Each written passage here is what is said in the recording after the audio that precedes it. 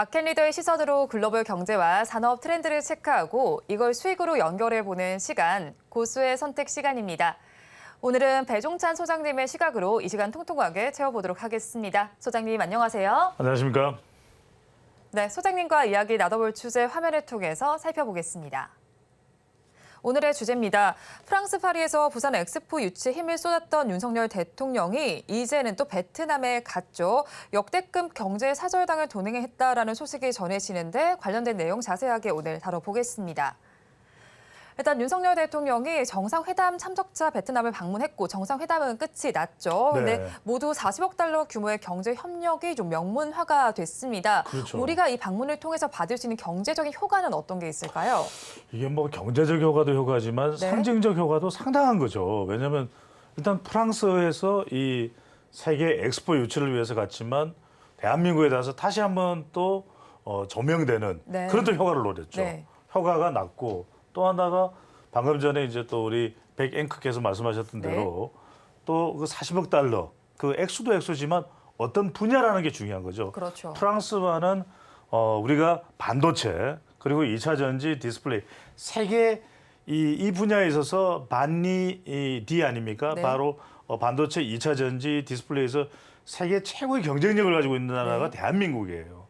근데 우리가 역사를 돌이켜 보면 우리가 프랑스가 훨씬 더 우리보다는 선진국이었었고 우린 주로 이제 기술을 받더라도 프랑스부터 네. 받아야 되는 국가인데 이제는 마크롱 대통령을 만나서 윤석열 대통령이 반도체, 2차 전지, 디스플레이 분야에 투자하겠다 이런 얘기를 했단 말이에요. 네. 그 이야기는 사실상 독일도 있지만 프랑스가 유럽 경제 양대 산맥이에요. 영국은 지금 또 브렉시트를 해버렸기 때문에 그렇죠. 그러면은 이 프랑스를 통해서 우리가 동유럽의 체코나 또 폴란드나 이렇게 원전이나 방산 쪽까지 연계될 수 있단 말이에요. 네. 근데 우리가 경쟁국이 됐던 이 프랑스의 원전을 오히려 미국의 웨스팅하우스는 딴지를 걸고 있는 상황에서 프랑스와 협력해서 들어갈 수 있다. 또 하나 우리가 이 전투기에서 경쟁사가 어디냐? 경쟁사가 어디입니까? 프랑스의 전투기에 프랑스의 있어서요? 네. 라팔이죠.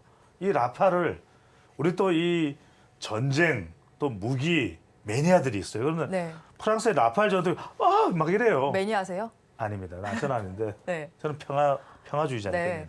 그래서 이제 이 라팔 전투기를 보면은 유럽에서 뭐 중동에도 이 라팔 전투기를 팝니다. 아프리카 난리예요. 이게 이제 다목적 전투기로서 네. 가격 대비 미국의 F-16이나 F-18 또 최근에 나왔던 F-22 이런 기종들보다도 더 경쟁력이 있거든요. 네. 그러다 보니까 이제 이 프랑스와 우리가 방산해서 경쟁을 하는 상대인데 마크롱 대통령이 뭐라 그러면 협력하자. 네. 우리 기술이 이제 대등해진 거예요. 대등한 원전이나 방산에서 대등한 가격에 올라가 있다. 이런 면에서 우리가 상당한 또 프랑스와 협력을 할 수밖에 없다. 이렇게 또 말씀드릴 수 있을 것 같고 또 이번에 프레젠테이션을 하면서 네. 바로 그 세계 엑스포 박람회 이 본부가 네. 파리에 있어요. 그러니까 윤석열 대통령이 영어 프레젠테이션 하지만 가서 바로 이제 또 부산 스타일을 한 이 싸이에 검은 선글라스를 벗지 않는 이유를 이야기했잖아요. 네. 뭐라 그랬습니까? 검은 선글라스를 벗어버리면 자기가 싸인 줄 모를까 봐. 근데 더 대단한 거는 네. 지난 5월 달에 이 칸 영화제를 뜨겁게 달구었던 누굽니까? SM이죠. 네. 에스파. 난리가 났어요. 에스파 때문에. 그거 모르시는군요. 말씀 좀 해주세요. 네네. 네. 에스파 때문에 난리가 났는데 이번에 이 프레젠테이션에 카리나가 또 등장을 했죠. 네. SM에. 그러니까 이 프랑스 사람들이 K 콘텐츠의 이 영향이 엄청나구나. 네. 그럼 사실 우리가 프랑스를 기점으로 해서 우리 K 콘텐츠 엔터주가 더 들어갈 수도 있어요. 네. 그 부분도 여러분들이 좀 눈여겨보실 필요가 있겠죠. 최근에 지금 트와이스 같은 경우에도 지금 해외 공연들이 다 매진이야. 어우. 그런 상황들도 여러분들이 같이 연장선상에서 네. 엔터주까지 좀 보실 필요가 있고 베트남은 뭐냐? 이제는 중국이 아니라 베트남이다. 네. 이런 얘기를 하고 중국과는 자꾸 충돌을 하니까. 그렇죠. 그러니까 이 베트남에 많은 기회가 열려 있는데 네. 자 볼까요? 지금 베트남을 방문하고 있는 이 윤석열 대통령인데 국빈 자격으로 방문 그렇죠. 중이죠. 네. 국빈입니다. 국빈 네. 방문입니다. 이미 이제 우리가 국빈으로 베트남 초대를 했어서 이전에 만났었고 지금 이제 총리는 바뀌었죠. 그래서 이제 네. 이번에 권력 서열 1위인 응유엔 뿌쫑 공산당 이제 응유엔이라는 이름이 들어가면 이건 그 베트남에서는 상당히 상징적인 이름이에요. 네. 그럼 잘 눈여겨보실 필요가 있는데 파트너십 박람회도 있죠. 기업인들과 오찬 간담회가 있는데 이게 지금 프랑스도 그렇고 베트남도 그렇고 대통령의 옆자리에는 항상 우리 기업인 삼총사가 따라갑니다. 누굽니까? 삼총사, 삼성 이재용 회장, 네, LG. 또 정의선 회장, 네. 그다음에 또 누굽니까? 바로 이 목발을 짚고 네. 사실 목발은 아니에요. 왜냐하면 이게 알루미늄으로 만들어졌기 때문에 네. 알루미늄 지팡이를 짚고 지금 강행군을 하고 있는 이 최태원 SK 네. 대한상공회의소 의장까지 따라갑니다. 그러니까 비즈니스 포럼까지. 그러니까 대단했던 게 프랑스에서도 엑스포 이후에 리셉션을 하는데 사우디는 미스터 에브리띵 빈살만이 왔는데도 네. 150여 개 국가의 회원국인데 우리는 300개 국가 압도해 버렸죠. 네. 그다음에 이제 총 205개 기업의 경제 사절단까지 동행. 이게 완전 이른바 총 매머드급 사절단들이 네. 동행을 한 겁니다. 앞서 말씀드렸던 건 이제 리셉션은 300개국에 300명의 회원이 참석을 했다 이렇게 다시 정정을 해서 재차 설명을 드리고 이처럼 프랑스, 네. 베트남 두 국가가 또 연관성이 있는 게 있잖아요. 베트남도 프랑스 문화에 영향을 받았잖아요. 프랑스 통치를 받았잖아요. 네. 그러니까 이어가면서 이 연결고리를 일종의 이번에 윤석열 대통령은 프랑스 라인, 이른바 프랑스 문화를 공통점으로 하고 있는 프랑스 본국과 그리고 베트남까지 네. 연결해서 이렇게 가는 거죠. 백앵커는 그 프랑스 말로 목이 마르다가 뭔지 아십니까? 저는 잘 모르겠는데 그렇죠. 소장님께서는 알고 네. 계시니까 저한테 저는 알죠. 물어보셨겠죠. 프랑스어로 목이 마르다 마르세유, 목 마르세유. 이게 확인이 좀 네, 필요할 네, 것 같기는 네, 네. 합니다. 네. 그렇다면 이제 윤석열 대통령의 해외 순방에 나선다는 소식이 전해지면서 들썩였던 쪽이 방산 섹터였습니다. 그렇죠, 네. 오늘은 그래도 약간 힘이 빠진 모습을 보이기는 하는데 윤석열 정부 들어서 경제 사절단도 지금 굉장히 많이 동행을 했었고요. 그렇다면 K 방산에 대해서 추가 수주도 좀 기대를 해봐도 좋을까요? 그렇죠. 이게 이제는 폴란드가 일단은 대박이었죠. 대박이었던 데다가 이제는 다른 유럽 국가들까지도 계속 초미의 관심. 근데 이제 이 방산 무기가 일단 우리가 지금 수주 잔고도 상당히 많이 되어 있지만 네. 이게 무기가 수출에는 여러 가지 또 고려 사항들이 있어요. 네. 왜냐하면 무기를 사가는 나라와의 관계, 또 미국하고 우리하고의 관계 여러 가지가 또 연관돼서 작동이 되고 있는데 많은 분들이 뭐 조금 올랐다가 방산이 내려가는 거에 대해서 네. 우려를 하시는데 이 방산은 우리가 그만큼 경쟁력을 가지고 있느냐가 중요한 거예요. 핵심은. 그래서 자꾸만 뭐 차트를 갖다가 이 방산 같은 경우에는 오늘 보고 내일 보고 모레 보고 그저께 보고 이렇게 하실 필요가 없어요. 네. 이거는 이제 중장기적으로 간다. 이렇게 보셔도 좋은 그런 섹터가 이제 방산이다. 근데 이제 특히 이제 방산 중에서도 한국항공우주는 전투기 관련해서 이제 여기 역량이 집중되어 있습니다. 네.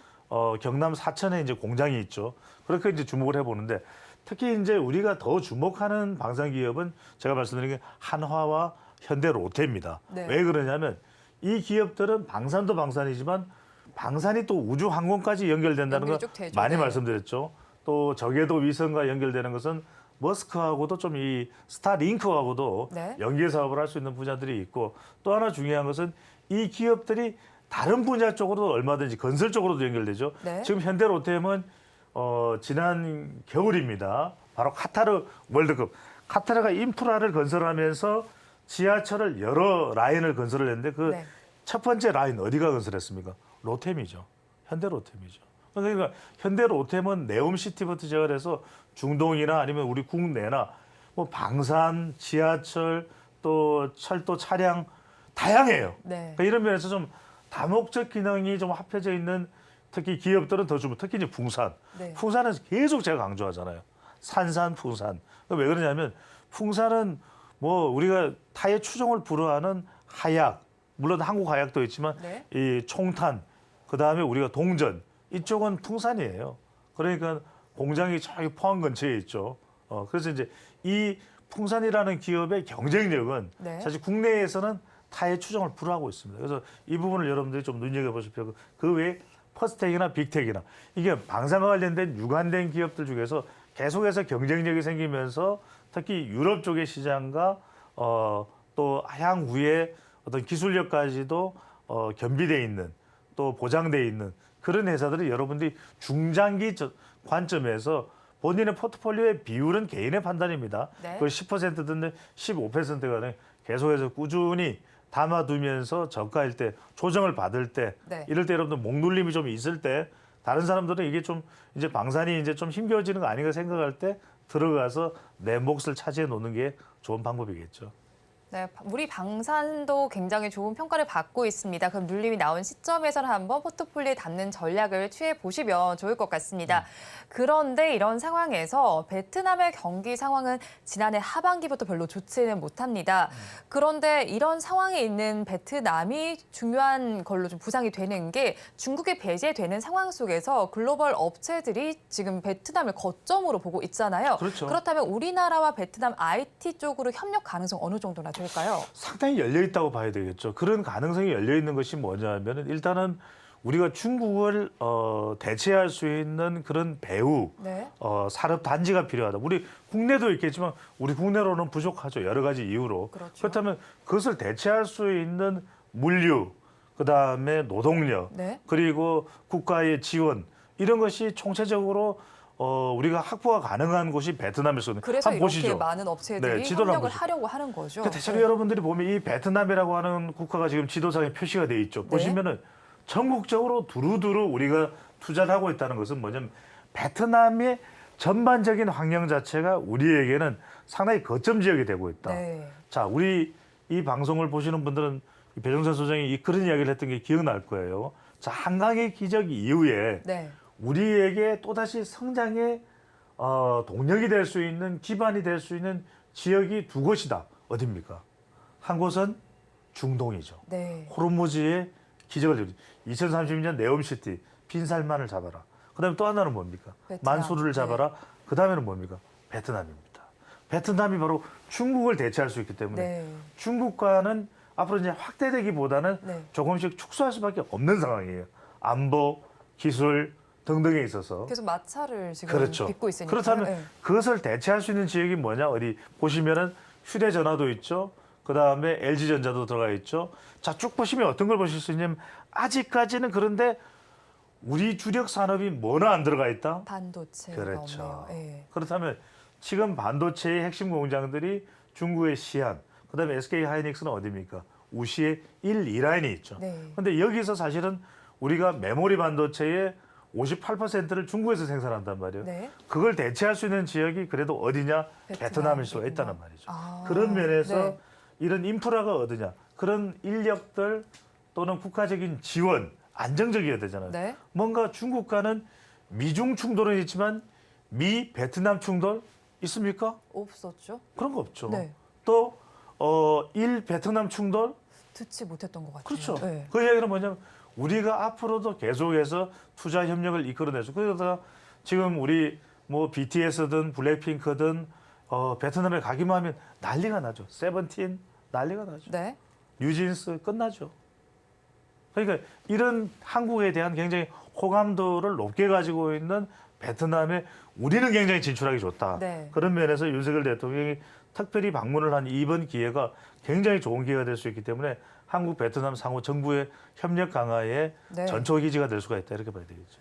네, 그러고 이제 또 살펴보면요. 삼성전자도 최근에 베트남에 대규모 연구 단지를 조성을 했습니다. 이렇게 베트남과 우리나라가 계속해서 협력을 하게 된다면 가장 수혜를 받을 수 있는 기업은 어디라고 보실까요? 그렇죠. 이걸 좀 막나해서 제일 궁금하실 거예요. 네, 제일 궁금하죠. 자, 그러면 이제 네. 이른바 베트남 테마주, 네. 베트남의 기회가 있다. 물론 이제 당장 우리가 반도체 또 포털, 방금 전에 우리가 코너에서 네이버 카카오가 상당히 힘들다. 네. 그런 게 이제 미국 이 연준이 긴축을 하고 이러니까 채권 할인율이 높아지고 어려워질 수밖에 없죠. 그렇죠. 네이버 카카오 여러 가지 또 도덕적 해임 문제도 있었잖아요. 네. 왜냐하면 그거 뭐 스탁옵션 받은 것을 빨리 대량으로 매도하는 바람에 개미 투자자들이 일격을 받고 타격을 받았잖아요. 네. 그런 부분에서는 정말 석고대죄 반성을 해야 돼요. 그런데 따지고 보면 네이버나 카카오가 중국 진출하기도 어려워요. 네, 중국에 지금 뭐 맞아요. 한한령도 있고 게임 같은 경우에는 판호도 열어주지 않는다면 발급 안 해주세요. 허가죠. 네. 허가입니다. 그런데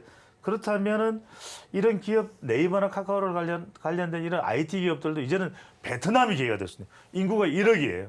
그러면 여기에 진출해서 삼성전자도 반도체, 그다음에 뭐 LG전자는 이미 가전이 진출돼 있습니다. SK 같은 경우에도 앞으로 진출할 수 있는 가능성을, 근데 공장을 짓는다는 굉장히 많은 비용이 들기 때문에 이건 네. 용인 클러스터도 있고 이제 잘 생각해봐야 되겠죠.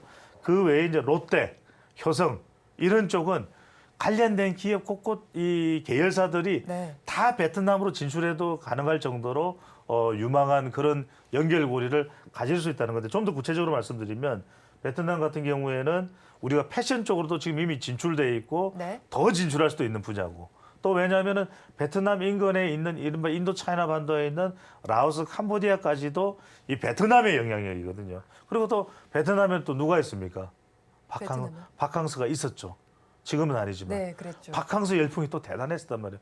그것도 여전히 우리가 살려가면서 K 콘텐츠, 또 항공, 화장품, 또 백화점까지도 지금 진출돼 있는 곳이 이제 베트남이라서 네. 조금 더 이제 남아 있는 시간이 많지 않아서 짧게 기업들을 좀 소개를 해드리면, 효성도 있고 또 CJ 제일제당, 네. 그다음에 신세계, 롯데, 루멘스, 동원 시스템즈, 이들은 뭐냐면 이미 베트남에 지금 공장이나 제조 시설이나 연구 시설을 갖추고 있는 곳이에요. 그 외에 네.